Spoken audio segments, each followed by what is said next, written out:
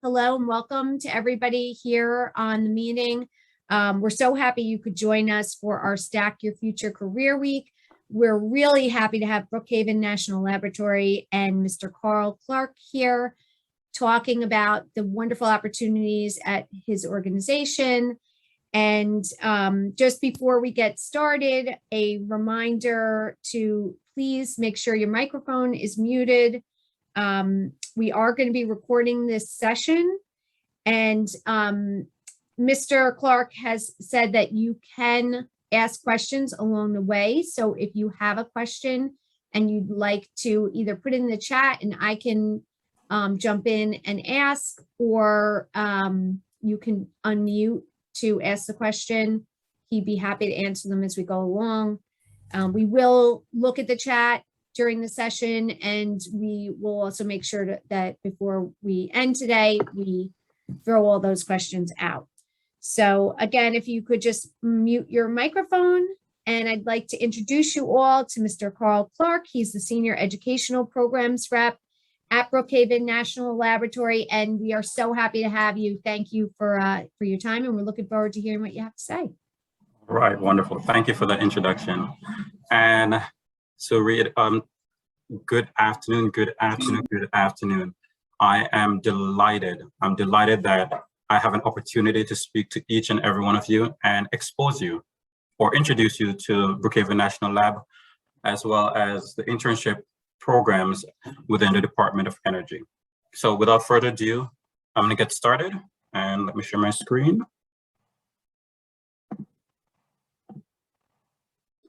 Okay.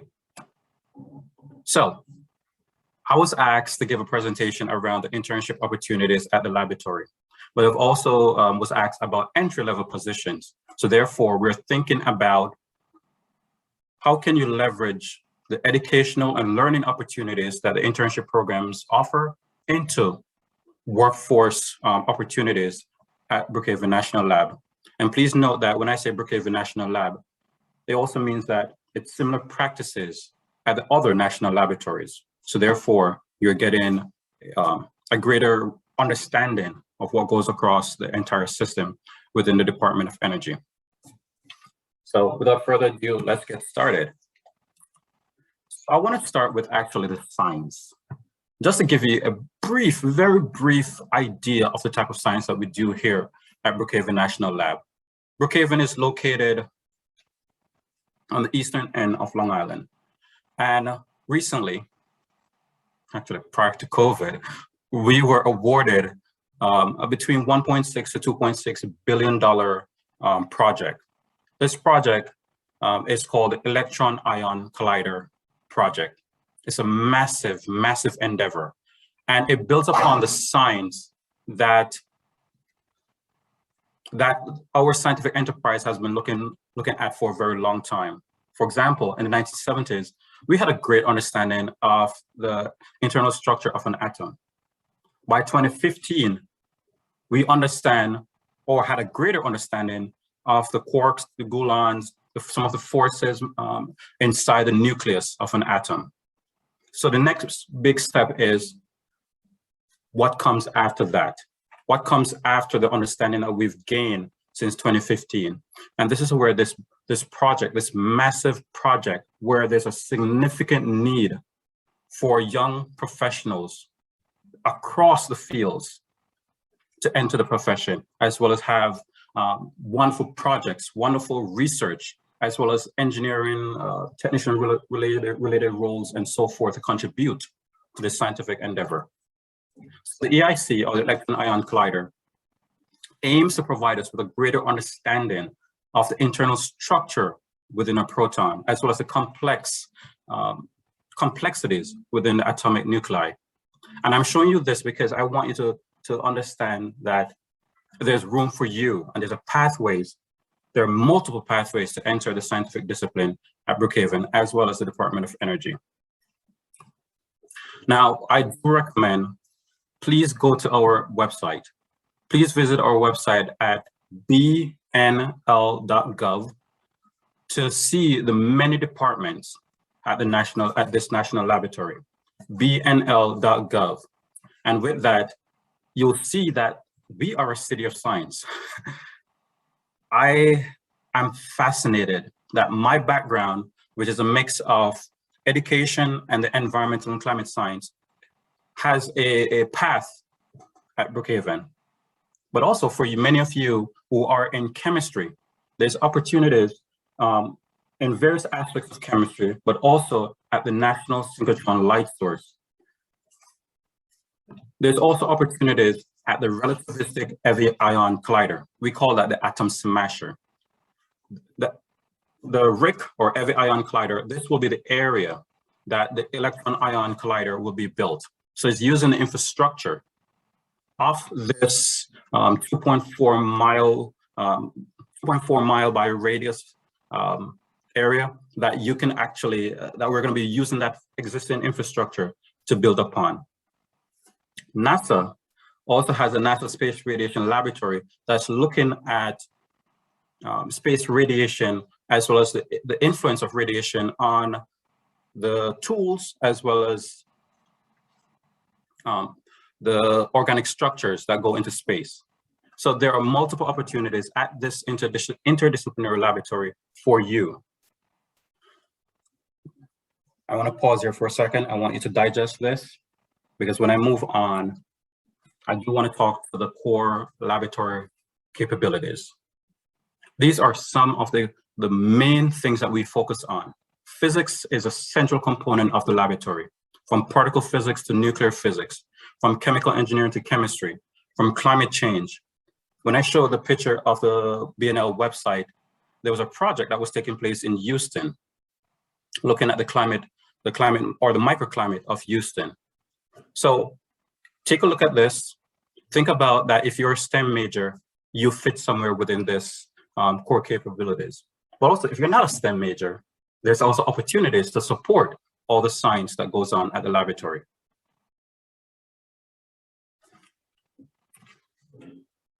Now, you might wonder, who exactly works at BNL? Who exactly, or what's the diversity of roles at Brookhaven National Laboratory, and extend that out to the Department of Energy? There are approximately 2,500 staff at BNL. The majority of those are actually in the support role. So from business services to human resources, to education such as myself, to all the facility and operational folks who help support the scientific work that goes on at the laboratory. But also there are various disciplines in the sciences, given that this is a multidisciplinary laboratory, that will give you an idea of the diversity of folks at the lab, but also the potential for you, depending on what your interests are, and depending on what your backgrounds are, for you to fit within this scientific organization. Again, we support, at BNL, we support the mission of the Department of Energy, and we do so with and in extreme need of a very diverse, inclusive, and supportive workforce. I'm gonna pause here for a second. If there's are there any questions in the chat so far? Not, let me just take a quick peek. No questions. We're just more technical Wonderful. things. Yeah. So I do invite you, if you have any questions as I go on, you'll please add them to the chat, because I want to get to some of those while they're fresh in your mind. Otherwise, you can wait till the end. But please note, right now, I'm going to show you some of the job classifications, especially for the entry-level positions, and what are possibly the degree requirements. So after speaking with our human resource department, I want to start with the technician's role. Technicians are extremely needed to support the science at BNL. Usually you find most of the technicians possibly might still be going to school, might still be on degree track to get their bachelor's or even their associate degree. There's also opportunities and a lot of job around information technology. And if you notice at the experience requirement is very minimal. For our scientific associates, look at the bottom to your left, scientific associates. Note here says here that it requires a bachelor's degree in one of the basics for applied sciences. And again, it supports the scientific programs at the laboratory. So this is a snapshot. This is not all inclusive. This is a snapshot of the degree requirements for the various entry-level positions at the laboratory. Can I jump in, Carl? There is a question on the chat from Ravina Varghese. She asked, what would be the entry-level position that could apply for a computer science major? Or would be a best fit, I guess.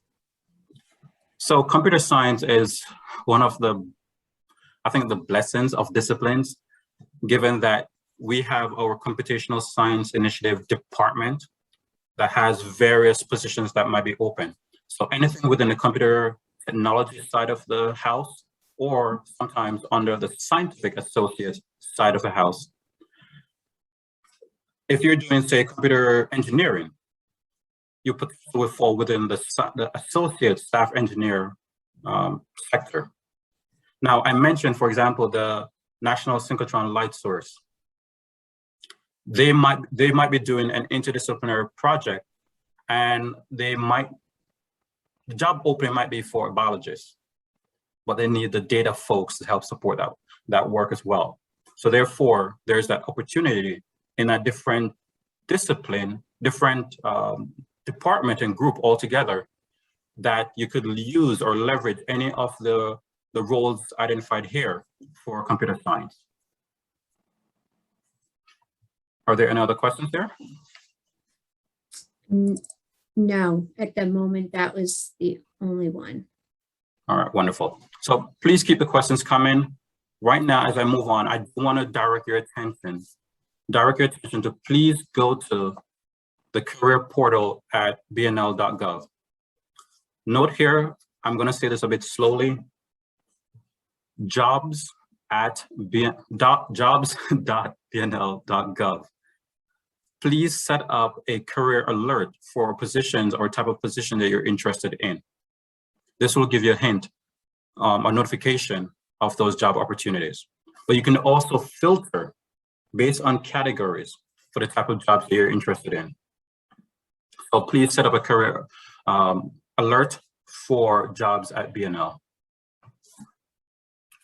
Now, with that, I do want to shift gears to my bread and butter, which is the Office of Educational Programs, especially as it relates to internships and our university programs.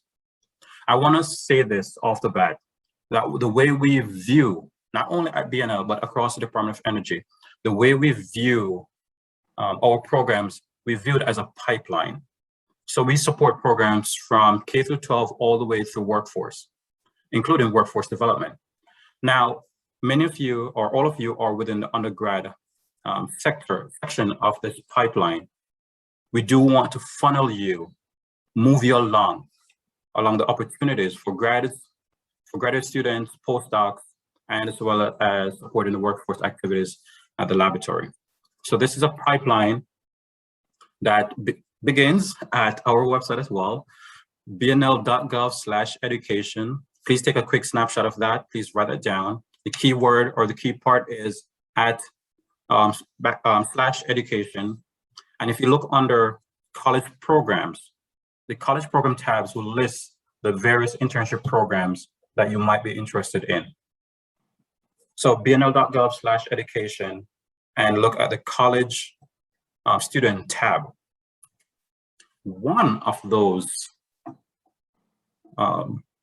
subtabs under the college programs is our Suli program, or Science Undergraduate Laboratory Internship Program. You're going to hear me refer to it as Suli moving forward. Science Undergrad Laboratory Internship Program. This is a 10-week program during the summer. 10 intensive weeks. All our programs are very intensive and they are high impact. So one of these internship programs is very beneficial for your professional careers. So much so that I've heard stories of employers asking more about the internships at BNL or the Department of Energy more so than the college courses that you might be taking, even though those college courses are essential to get you into the program, but also provide you with the skill, the competencies to succeed. It's open to many, many disciplines, and I've noted only a few here. So do not think that what you see here is all inclusive as well. It's open to many, many disciplines. In the summer, 10 weeks. In the fall, which is going on now, albeit virtually, it's 16 weeks. And these are paid internship programs where you get stipend as well as transportation and housing support at the laboratory. Right now, our program this fall, last summer, last spring, last fall, ever since the pandemic began, has been all virtual. We're hoping to be back in person pretty soon, but for now, we're working with a virtual program, and the experience is still very high impact and very impactful. What are some of the parts of our program focuses on the research collaborations between you and your mentor. There's also opportunities for professional development where we tap our science communication team to help support the experience you're getting. There's also opportunities where you're interacting with HR, so you have an understanding of what happens during your internship, but also what can happen after your internship. Albeit virtually, we still continue and still promote networking within our interns, as well as within the departments and across institutions or across departments. And that leads into our interns proactively and actively taking advantage of every professional development opportunity, but also some of the socially enriching side of the development that we're trying to promote for you. And again, there's nothing like seeing some of the innovative work that goes on at the laboratory and being a part of that. I do want to quickly talk about the application process because this is very important. Right now, the applications for the spring 22 is currently open. It will be closing soon, but I'll come to that very shortly in the next slide.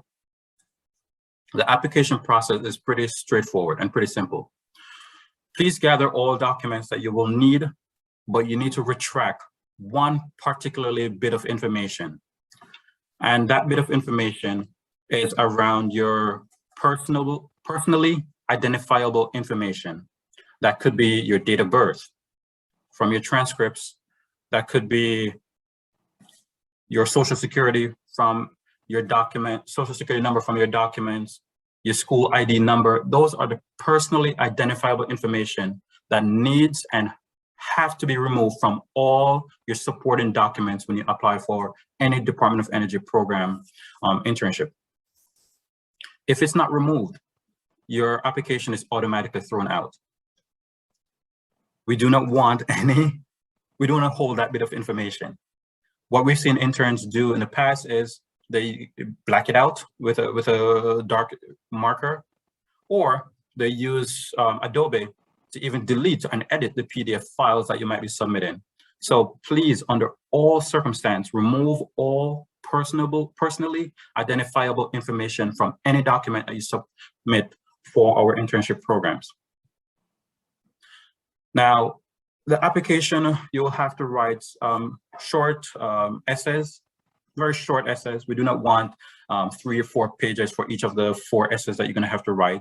And those essays are around what is your research interest? What are your professional goals? There's 2 more that's eluding me right now. So if you need more information about what exactly are those essays, you can always reach out to me. You'll have my information. And if you need someone to actually review your application before you submit it, that's where we come in. So you can always reach out to us, and we'll definitely be your advocates and your supporters. After you submit your applications, it's reviewed and then offers are made. Please note that we try to make offers depending on the lab that you're interested in and depending on the labs that you choose to apply that are your first choice. There are different offer periods. So if you choose, say, Brookhaven that you want to go to first, it is your first choice of labs, given there's 17 labs across the Department of Energy. First choice labs get to look at your application first. Then second choice get to look at it in a second review cycle. But you also have the option of choosing all labs to look at your application. So again, gather all your documents, but please remove all personally identifiable information. I said that about 5 times, and that's very deliberate. All right, I'm wrapping up, and there's 2 more things I do want to point out. Spring applications are currently open. Applications will be open until October 6th. And for summer, applications actually open October 19th, which is about 3 weeks from now. So applications are open and applications are due for the summer, next summer, I should say summer 2022. Applications for next summer are actually due at the very latest on January 12th. So I got my dates mixed up here. So summer 2022, applications open October 19th, 2021. These are upside down, sorry. And please note, this was what I was talking about in terms of the review cycle. And the summer program next summer 2022 begins around June 6th. Next thing is gonna come by very quickly. When you do apply for any internship programs at BNL, you will need reference letters, very standard for any internship program. You will need 4 S's. These were the S's I was talking about. You need to have a GPA of at least 2.95, round off to at least 3.0. You get a choice of labs that you want your application to be seen first, second, and as well as being open to all. Given that this is a very virtual world that we're in now, per se, if you have some computational skill, we want to know that. If you're taking any courses, say in chemistry or bio, and you have any lab courses, and those are certain techniques you learn, please write those down. Mentors love to look at what skills you have, as well as what computer skills you have, what labs that you're taking. Those are the things that help them to make a decision about if they want to collaborate with you. And for the very first time next summer, summer 2022, freshmen can also apply for our internship programs. That is new. So for freshmen, this is my advice to all freshmen. Since you do not have a fall GPA score as yet, wait until December to submit your application. Get those fall GPA in, then submit your application. So these are the general requirements. Again, more information can be provided by reaching out to me. So I'm going to stop sharing here and open for questions. All right, so the floor is open. Are there any questions around whether it's the career side, the science, or the internship opportunities at Brookhaven National Laboratory? I'm just going to jump in for a second. So on that last slide that you showed, it mentioned computer skills you were looking for, C++, Python, and MS. Is that only for people in technical fields, or are they looking for the science majors to know that as well? In general, that is just not only for the STEM major. I do not want to say science. I'm going to extend that out to the STEM. So it's open to all interns. If you have those skills, whether you're competent in, say, Google Sheets, or you're competent in Microsoft Word or Excel, that is a computer skill. Put it down. If you know Python, if you know C++ or any coding related skill, put it down. It's not exclusive to STEM majors. So if you are a business major, the applications are standard, but things to look out for.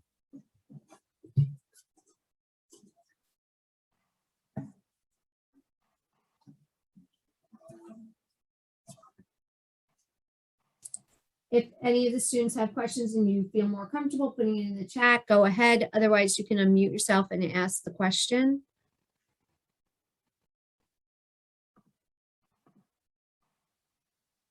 You said that you provide housing for the fall and the spring. Do you also provide housing for the summer interns? You do. That is correct. So as part of which is standard for us. There's a housing support. Interns would actually live on campus. So Brookhaven is approximately 5,000, is it 5,000 acres?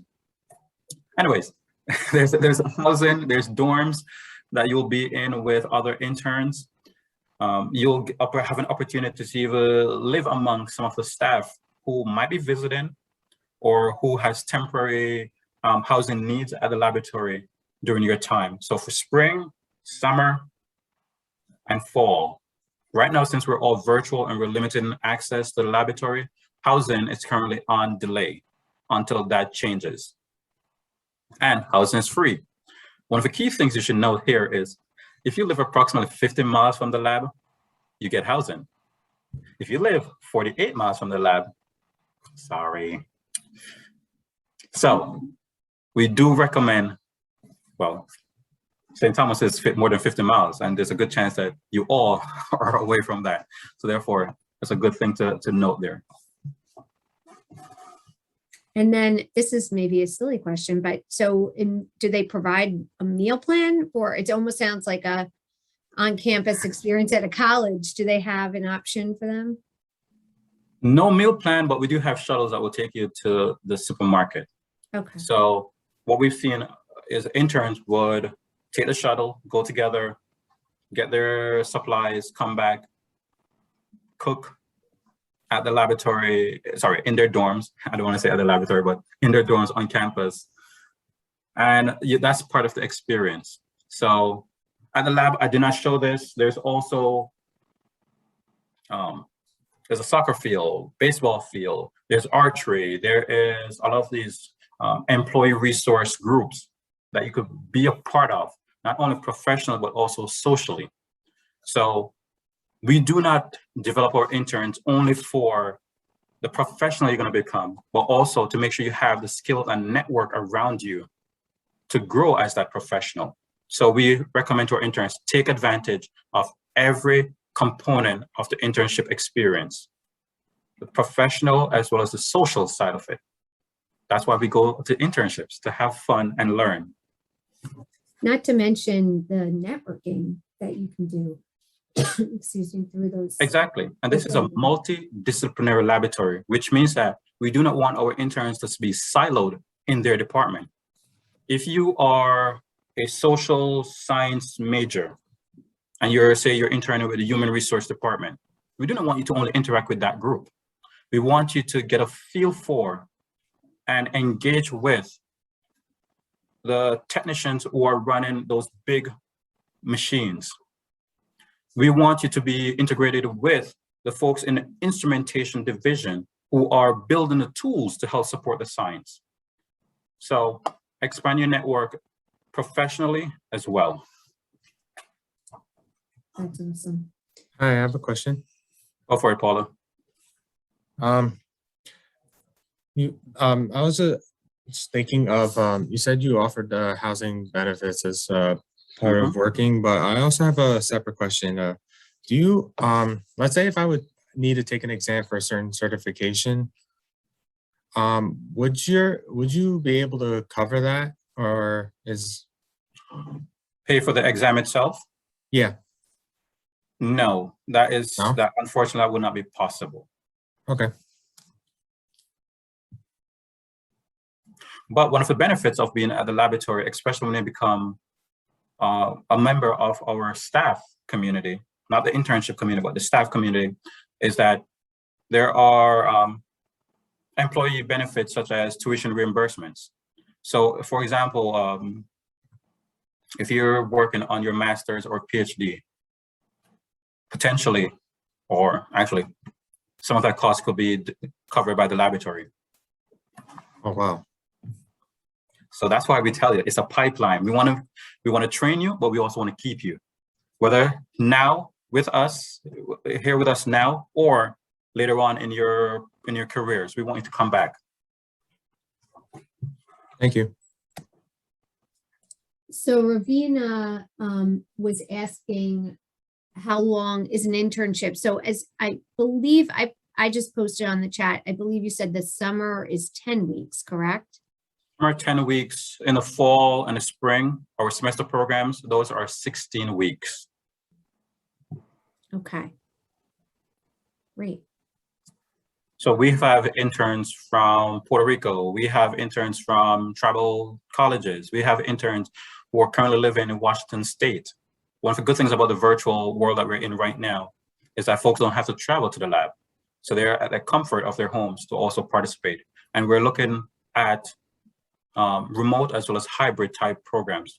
We're not there yet, but that is something that is under consideration. So Carl, a follow-up is typically with the spring or fall internship, is it full-time? And do the students, are they coming to intern full-time with you on campus in a typical cycle? In a typical, yes. What we find with the semester program, fall and the spring, is that most interns are full-time. They will maybe take a gap year for their program, or maybe take a gap semester and spend the time at the laboratory. There's also part-time interns.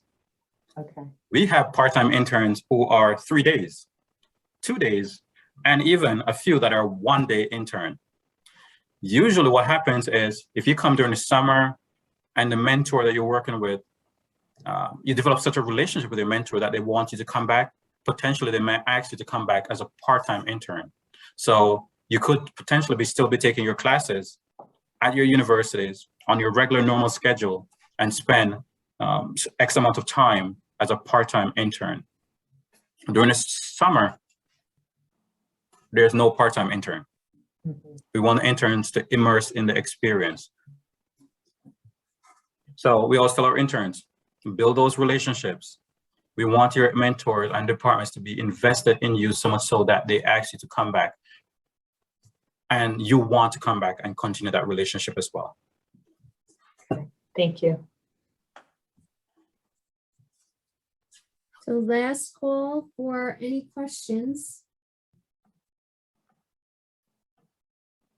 Okay, well, if anybody would like to get in touch with Mr. Clark, I have to say, I thought it was so nice that you mentioned that you can advocate and you're happy to look, you're willing to advocate for the students who are applying, and that you would look at their application to ensure it will make it through, because it sounds like it just automatically gets thrown out if any of that information, personally identifying information, is there. So for any students who have an interest in this, I would definitely take him up on that. And again, if you need the contact, would it be okay for us to share your email address with them? Yes, you may. And I'm also placing it in the chat. Awesome. Okay. So you can certainly reach out to us if for some reason you don't have this and you realize next semester or something, we can get that to you. But yeah, this was wonderful. Thank you so much for sharing this information. The overview was great. It really gave us a better understanding of the different areas within Brookhaven National Labs and the opportunities. So we really appreciate your time. And thank you, students, for attending. And Wait, definitely. Can I just repeat one thing? Absolutely. Two things. One, summer applications will be open October 19th. Summer applications, summer 2022, October 19th, and it closes January 12th. If you're a freshman, for the first time, freshmen can actually apply for Department of Energy internship. So if you're a freshman, please submit your applications in December after you receive your fall GPA. To Maureen's point, get rid of those PII information, personally identifiable information, very important. Again, what we do here at BNL, we are your advocates, we are your supporters. So please use us because that's what we're here for. Do not let this opportunity go by. We do hope to see some, hopefully a lot of y'all, and we want to diversify our community as well. Diversity, inclusion, and equity is a strong component of our laboratory as well as Department of Energy. So we encourage all interns, all students, regardless of your backgrounds, regardless of who you are, where you are, what station in life you are. Apply, apply, apply. There you go, Great. Maureen. Yeah, and Carl, you're located in Long Island, correct? Just so they get an understanding. Right, Brookhaven is on the eastern end of Long Island. And if we were in person, they even have trips to New York City. So y'all get to go see all museums, go hang out, go have some fun. But you also in nature in Long Island. That's awesome. So again, thank you so much for sharing all this with us. And I really do hope that some of you students consider this as a great opportunity. We have had students intern there before. The feedback I've gotten from them is they thought it was an amazing experience and a very worthwhile internship. So if you have any questions about that specifically, you can reach out to me, or as Carl had mentioned, feel free to reach out to him directly. And thank you again, everyone. This was a great event. Thanks so much, Carl. Thank you, and enjoy the rest of your day, everyone. Okay, you too. Take care. Thank you.